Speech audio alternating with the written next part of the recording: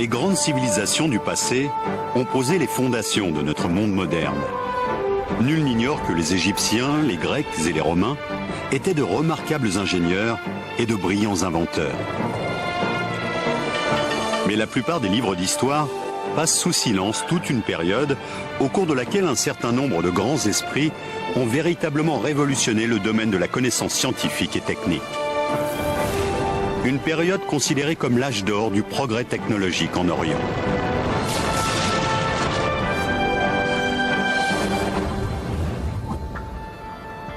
L'Orient reste bien souvent un univers auréolé de mystères, dont les Occidentaux ignorent généralement l'histoire. On sait pourtant aujourd'hui que les technologies et les sciences qui constituent la base même de nos sociétés industrialisées sont le lointain héritage d'une grande civilisation qui régnait il y a plus de 1000 ans sur le Proche et le Moyen-Orient. Une civilisation qui connaissait déjà l'ordinateur de poche et qui n'avait pas attendu l'arrivée du GPS pour se repérer dans l'espace, qui avait inventé de gigantesques machines hydrauliques capables de dompter les forces de la nature pour transformer le désert en une succession de riantes oasis, dont les ingénieurs étaient parvenus à mettre au point des dispositifs qui restent au cœur de bon nombre de machines actuelles. Une civilisation très en avance également dans le secteur de l'armement, qui a inventé les premiers uniformes à l'épreuve du feu et la première torpille, capable d'atteindre un vaisseau ennemi à 1 km.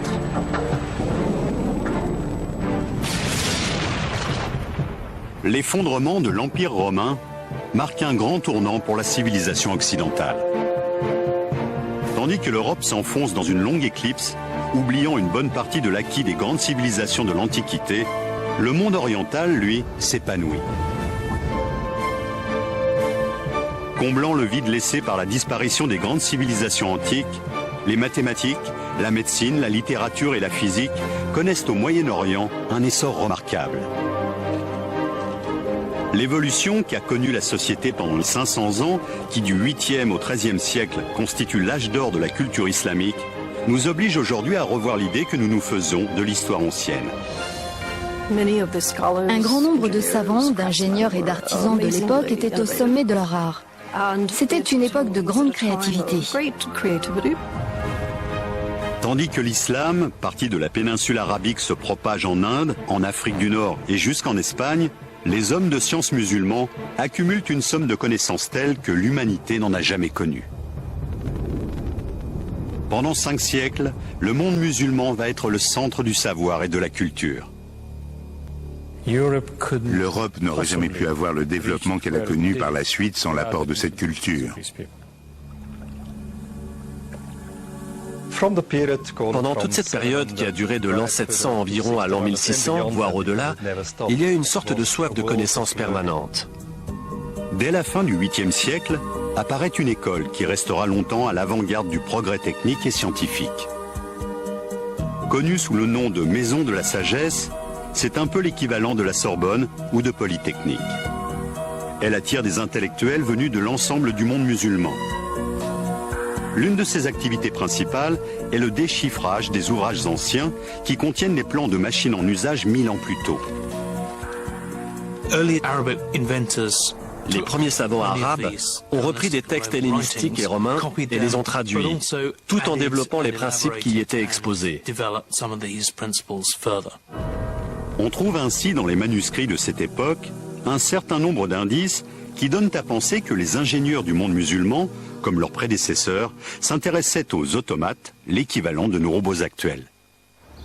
Plusieurs chercheurs actuels, comme Salim Al-Hassani, professeur à l'université de Manchester en Angleterre, ont étudié ces ingénieuses machines dont certaines, comme cette serveuse de thé, font appel à des procédés encore utilisés de nos jours. La serveuse de thé est constituée d'un réservoir placé au-dessus d'un robot.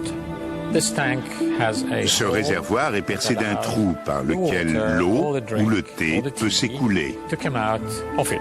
Ce système permet de contrôler le débit de la machine, ce qui devait beaucoup étonner et amuser l'assistance.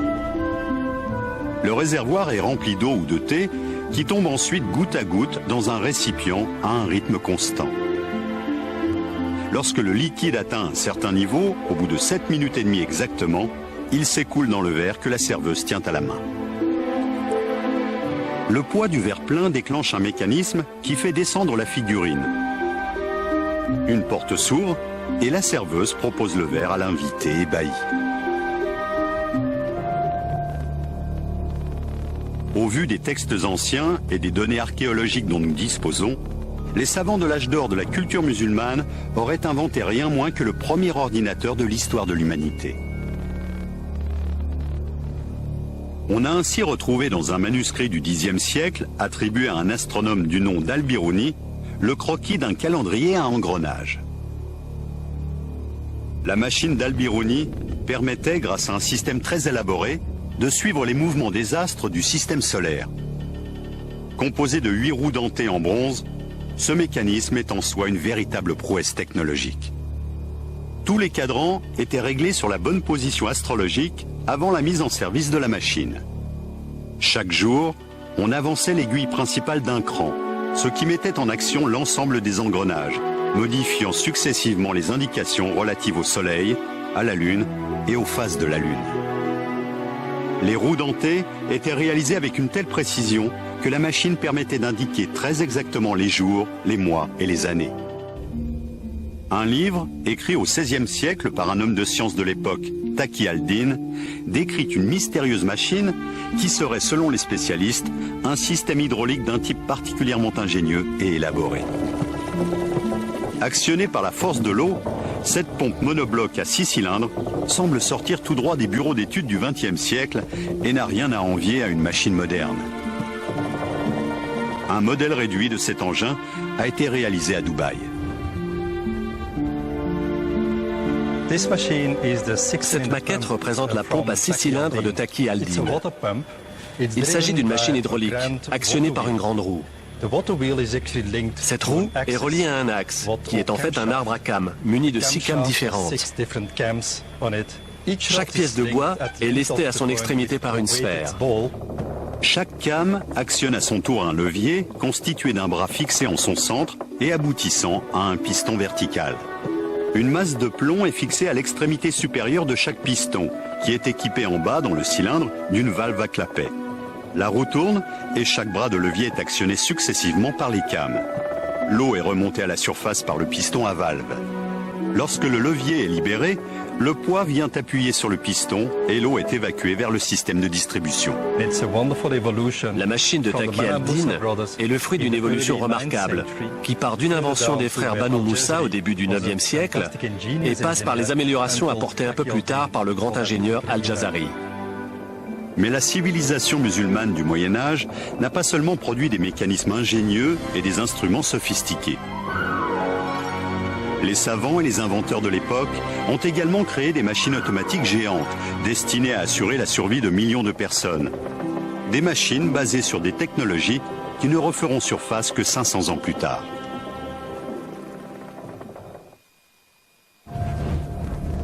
Au XIIIe siècle, les hommes de science du Proche et du Moyen-Orient étaient à la pointe du progrès technologique de l'époque. Les machines inventées pendant l'âge d'or de la civilisation musulmane étaient fondées sur des concepts complexes et révolutionnaires. Un homme fait notamment figure de géant dans ce domaine. Un homme dont le rôle déterminant dans l'histoire de la science est pourtant largement méconnu en Occident. Il s'appelle Al-Jazari. Et il est l'auteur d'un traité qui fait la somme des compétences des ingénieurs orientaux. Sans son livre de la connaissance des procédés mécaniques, dans lequel il décrit les grandes inventions de son époque, 500 ans de progrès technologiques seraient tombés dans l'oubli. Une précieuse copie du manuscrit d'Al-Jazari est conservée au célèbre musée de Topkapi à Istanbul. Écrit en 1206, cet ouvrage contient les plans de nombreux dispositifs qui sont aujourd'hui encore à la base de l'ingénierie moderne. Al-Jazari habitait l'une des régions les plus chaudes de la planète. Il était donc particulièrement sensible au problème de l'approvisionnement en eau. Il s'est tout naturellement consacré à la mise au point d'une série de machines extraordinaires dont le but était de faciliter la vie des hommes et des femmes qui peuplaient ces contrées souvent arides. On trouve ainsi, parmi ses inventions les plus remarquables, plusieurs systèmes destinés à remonter l'eau des profondeurs de la Terre. Le plus étonnant, c'est que bon nombre de ces machines fonctionnaient déjà sur les principes que ceux qu'on applique actuellement. L'une de ces inventions les plus singulières est connue sous le nom de système de pompage numéro 3. On a longtemps cru que cette machine compliquée n'avait jamais existé, qu'il s'agissait uniquement d'une idée sortie de l'imagination du grand homme. Mais une récente découverte tente à prouver le contraire. On a en effet retrouvé à Damas, en Syrie, les vestiges d'une roue à eau qui fonctionnait manifestement selon les principes définis dans le manuscrit d'Al-Jazari. Réalisée au XIIIe siècle, cette machine hydraulique a fonctionné pendant plus de 700 ans. Une belle preuve de la qualité de sa conception. Elle a notamment servi à alimenter en eau un hôpital du quartier jusque dans les années 1970. L'eau était ainsi montée par les seaux jusqu'au sommet de la tour, où elle était déversée dans un aqueduc directement relié à l'hôpital voisin. Cet ensemble, étonnamment bien conservé, est un bel exemple de réalisation technologique ancienne destinée à améliorer le quotidien de la population. Avec son 4e projet de machine hydraulique, Al-Jazari va cependant aller plus loin encore, en révolutionnant véritablement la science de la mécanique. Cette fois-ci, il fait appel à un système de manivelle. Il est apparemment le premier à mentionner ce dispositif dans le cadre d'une application pratique.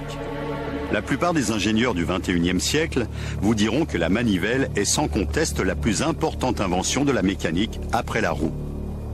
Une invention qui, quelques 500 ans plus tard, jouera un rôle déterminant dans l'avènement de la société moderne. L'utilisation de la manivelle, reliée à ce que nous appelons un arbre à cames, a permis la naissance de nouvelles machines, puis des moteurs, d'abord à vapeur, ensuite à gazole ou à essence. Ce simple élément mécanique permet de convertir un mouvement de rotation continue en un mouvement rectiligne alternatif. La manivelle à main était connue depuis des siècles. La grande innovation du XIIIe siècle consiste à la monter sur une machine tournante en la reliant à un arbre. Les études qui ont été faites des plans d'Al-Jazari ont permis de montrer que l'axe horizontal de sa machine était actionné par un système d'engrenage et que l'extrémité de la manivelle coulissait dans un bras articulé, allant et venant de part et d'autre de son point d'attache et entraînant ainsi l'élévation et l'abaissement successifs du seau. Avant les récentes études menées sur le manuscrit d'Al-Jazari, on pensait généralement que ce système était une invention européenne du XVe siècle. En fait, Al-Jazari utilisait déjà le principe de la manivelle 200 ans plus tôt. Un certain nombre d'autres éléments tentent à prouver que les grands mécanismes destinés à assurer l'approvisionnement en eau étaient très répandus et très développés dans le monde musulman de l'époque. Les norias, ces grandes roues à eau entièrement automatisées que l'on rencontre encore dans beaucoup de pays, en sont peut-être l'exemple le plus remarquable. C'est près de Hama, en Syrie, que l'on trouve les norias les mieux conservés.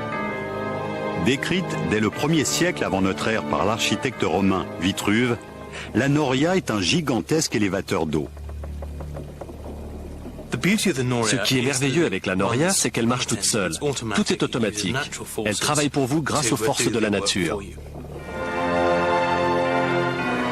Ces machines géantes étaient conçues pour remonter près de 100 litres d'eau par minute. Les plans étonnants que nous a laissés Al-Jazari et les magnifiques roues à eau géantes qui continuent de tourner ici ou là dans certains pays musulmans témoignent de l'extraordinaire développement technologique que ce monde connaissait au Moyen-Âge. Il existe cependant bien d'autres machines nées en Orient, dont certaines étaient tellement en avance sur leur temps que les historiens ont longtemps douté qu'elles aient jamais existé. Pour les chercheurs qui travaillent aujourd'hui sur les manuscrits arabes du Moyen-Âge, il est de plus en plus évident que nombre de machines n'ont pas été inventées, mais simplement redécouvertes par l'homme moderne. Les résultats des travaux les plus récents nous obligent à repenser toute l'histoire de la mécanique. Je suis persuadé que notre société moderne aurait été très différente si la civilisation musulmane n'avait pas existé. 1000 ans plus tard, Al-Jazari allait reprendre ce principe et progresser plus loin encore dans la voie ouverte par Ctésibios. Alors que la machine inventée par ce dernier avait besoin de l'homme pour pomper l'eau, le système imaginé par Al-Jazari est entièrement automatique. Cette évolution aura une influence directe sur le développement de l'ingénierie moderne et donnera naissance, 500 ans plus tard, associé au principe de la manivelle, au premier moteur à vapeur. Prenez la machine numéro 5 d'Al-Jazari. Il s'agit en fait d'une pompe aspirante à double effet. Elle possède 2 cylindres munis de 2 pistons à mouvement alternatif.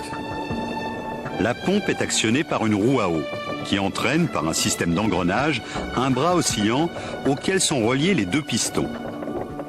Les pistons vont et viennent horizontalement dans des cylindres opposés, tous deux équipés de dispositifs d'aspiration par valve et d'acheminement de l'eau. Les canalisations se rejoignent au-dessus de la machine dans un réservoir qui servira ensuite à alimenter le réseau d'irrigation. Les remarquables progrès accomplis par Al-Jazari dans la construction de machines hydrauliques ouvriront la voie à d'autres savants du monde musulman qui ne tarderont pas à inventer des engins encore plus étonnants. Alors que l'Europe est en pleine stagnation, l'Orient connaît un essor technologique particulièrement dynamique. Il y avait une tradition extrêmement vivante des sciences mécaniques dans le monde islamique du Haut Moyen-Âge, qui contrastait avec l'apathie de l'Europe occidentale des 7e, 8e et 9e siècles. 3 personnages ont joué un rôle particulièrement important dans le développement technologique et scientifique de la civilisation musulmane. 3 frères, les Banu Moussa. Tirant leur inspiration des ouvrages traduits en arabe de Philon et de Héron, les Banu Moussa ont inventé toute une série de machines étonnantes. La mécanique était généralement considérée comme la science de l'illusion, car elle utilisait un phénomène mécanique pour produire un effet spectaculaire qu'aucun autre moyen n'aurait permis d'obtenir. Les Banu Moussa avaient notamment une connaissance très poussée de l'hydraulique. En contrôlant la pression de l'air et de l'eau, ils pouvaient déterminer avec exactitude le fonctionnement de leurs automates. Les techniques de haute précision mises en œuvre dans ce dispositif font aujourd'hui encore partie des fondements de la mécanique moderne.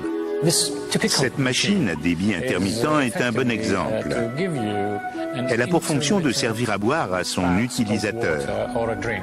Ses inventeurs ont fait appel avec beaucoup d'astuces à 2 inventions du début du IXe siècle. La première de ces inventions est une valve conique qui sert à réguler le débit de l'eau. L'eau située dans le réservoir du haut passe par un trou aménagé au fond, comme vous pouvez le constater. Ce trou est équipé d'une valve conique qui, lorsqu'elle remonte, obstrue le passage. La seconde est un mécanisme qui permet de contrôler la valve en fonction du volume de liquide parvenu en bout de circuit. Le réservoir du milieu fait office de siphon et renvoie l'eau dans le 3e récipient, plus petit et situé en bas, qui lui est équipé d'un flotteur. Lorsque le flotteur monte, l'eau s'écoule par le robinet.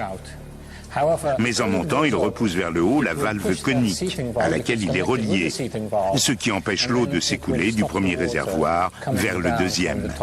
Cet automate témoigne de la part de son inventeur d'une remarquable connaissance du phénomène de la pression. Ce sont exactement les mêmes techniques que l'on retrouve aujourd'hui dans les dispositifs de régulation des machines à laver ou des moteurs d'avion à réaction. Nous sommes en présence d'une civilisation qui a fortement influencé le fonctionnement de notre civilisation actuelle, au quotidien, dans nos foyers, à l'hôpital, à l'école. Et si vous regardez les étoiles, vous constaterez que beaucoup portent aujourd'hui encore des noms arabes. Hassan al-Rama a rédigé au XIIIe siècle un traité de génie militaire dans lequel il donnait notamment plusieurs recettes de poudre à canon. Ces travaux étaient manifestement si avancés que les historiens sont aujourd'hui obligés de revoir nombre de leurs hypothèses. Certains chercheurs pensent en effet avoir trouvé dans son ouvrage les plans de la première fusée spécialement conçue pour la guerre. Il énumère 22 recettes de poudre à fusée et décrit plusieurs modèles de missiles. C'est le véritable père de la technologie des fusées. À la même époque, les ingénieurs militaires orientaux mettent au point une autre arme capable de tirer parti des propriétés de la poudre, le canon. Certains manuscrits parvenus jusqu'à nous montrent des soldats musulmans portant des armes de ce genre. On voit par exemple dans le livre des sciences, aujourd'hui conservé à Saint-Pétersbourg, un homme armé d'une sorte de canon portatif qui ressemble à s'y méprendre à un lance-missile moderne. Le manuscrit de Saint-Pétersbourg, qui consacre un chapitre à l'usage sérieux et récréatif de la poudre à canon, contient des illustrations montrant un petit cylindre monté au bout d'un manche. Il s'agit d'un canon à main, voire de l'ancêtre de nos armes de poing actuelles. Une arme qui préfigure en tout cas celle que portent aujourd'hui tous les soldats du monde. Ce manuscrit contient d'ailleurs d'autres informations qui montrent à quel point la technologie militaire de l'époque était évoluée, y compris dans le domaine vestimentaire. Cette tenue a été faite selon les indications données par le manuscrit de Saint-Pétersbourg. La première couche est constituée par une tunique de soie. Or, on sait bien que la soie résiste au feu. Les pilotes de Formule 1 portent tous un vêtement de soie sous leur combinaison inifugée. Au-dessus de cette tunique, nous avons une veste matelassée, ce que les chevaliers occidentaux de l'époque appelaient un gambison, et qui était rembourré de coton. Le tout était recouvert d'une dernière couche en laine, qui constituait une protection efficace contre le feu et même contre les produits chimiques, très semblable à celles que sont censés porter les soldats modernes en cas d'attaque nucléaire ou biologique. Les illustrations du manuscrit montrent des combattants portant sur eux des engins incendiaires qui étaient probablement allumés juste avant qu'ils ne se ruent contre la cavalerie ennemie, provoquant la panique dans les rangs de l'adversaire. Les engins incendiaires ressemblaient à ça. Le manuscrit nous dit qu'ils étaient en fibre de lin. C'est ce que nous avons là. De la fibre de lin tordue à la main et garnie d'une certaine quantité de poudre noire. On voit sur les illustrations que ces petits sachets étaient fixés sur les vêtements protecteurs des soldats. On nous explique qu'ils étaient fermés avec un bout de fil de fer qui permettait de maintenir la fibre de lin et de fixer l'ensemble sur l'étoffe. Les porteurs d'engins incendiaires étaient-ils vraiment protégés par leur tenue?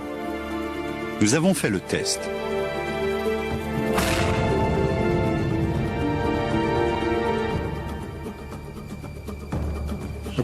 Pendant une charge, des centaines de pétards de ce type devaient exploser simultanément, ce qui devait affoler les chevaux.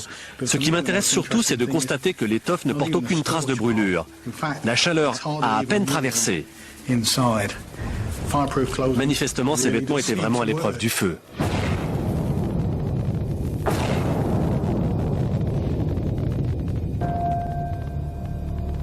La récente découverte dans des textes anciens d'une autre invention redoutable a considérablement modifié l'idée que se faisaient les historiens des méthodes de guerre de l'époque. Il existe un certain nombre de similitudes entre les technologies militaires du Moyen-Âge et celles d'époques plus proches de nous.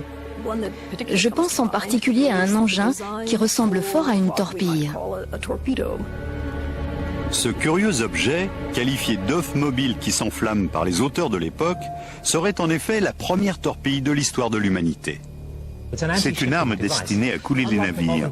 Contrairement à une torpille moderne, elle ne se déplace pas sous l'eau, mais sur l'eau. Les ingénieurs militaires de la civilisation musulmane médiévale avaient-ils vraiment les moyens de fabriquer de telles armes? Nous pensions jusqu'à présent que la torpille était une invention du 19e siècle. Le fait qu'un engin très semblable existait déjà il y a 700 ans nous oblige à regarder les choses sous un jour nouveau et à réécrire certaines pages des manuels d'histoire. Il s'agit bien d'une torpille. Était-elle efficace? Nous l'ignorons. Pour tenter de répondre à cette question, nous avons demandé au modéliste Richard Windley de construire une réplique miniature de cette petite merveille de la technologie médiévale à partir des plans originaux du XIIIe siècle. Cette maquette a été fabriquée d'après les illustrations d'un manuscrit musulman datant à peu près de l'année 1220. Le texte parle d'un engin en forme de poire aplatie plus précisément. Cette réplique est faite en cuivre et en fer. Ce cylindre situé sur la face supérieure contient la charge de poudre noire. La pointe permettait à l'engin d'aller se ficher dans la coque du navire ennemi. Il était alors très dangereux d'essayer de le retirer. Une fusée n'est ni plus ni moins qu'un tube à l'intérieur duquel on a tassé de la poudre. Cela ressemble beaucoup aux feux d'artifice qu'on utilise encore aujourd'hui, ainsi d'ailleurs qu'à ceux que fabriquaient déjà les Chinois il y a des centaines d'années. J'ai réalisé la face intérieure de cette réplique en employant un procédé inédit. L'original possédait probablement une sorte de coque en fer martelé. La torpille était vraisemblablement bourrée d'une substance incendiaire. Destinée à semer la panique dans la flotte ennemie, elle devait également provoquer des dégâts importants.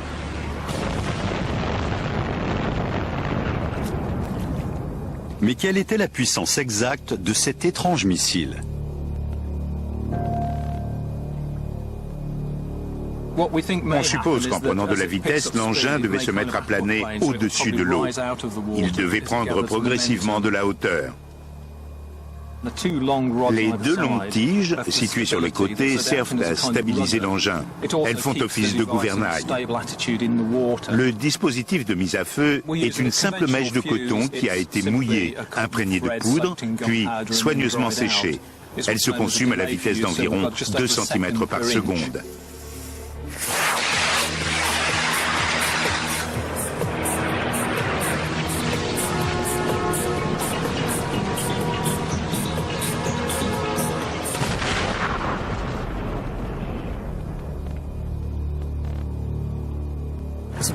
Superbe, c'est vraiment génial.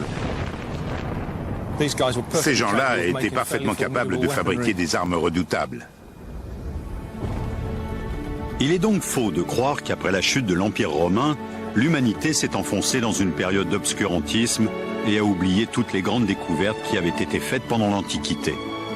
Les recherches les plus récentes montrent qu'en réalité, les savants de la civilisation musulmane du Moyen-Âge ont recueilli pour l'enrichir l'héritage de leurs prédécesseurs grecs ou romains.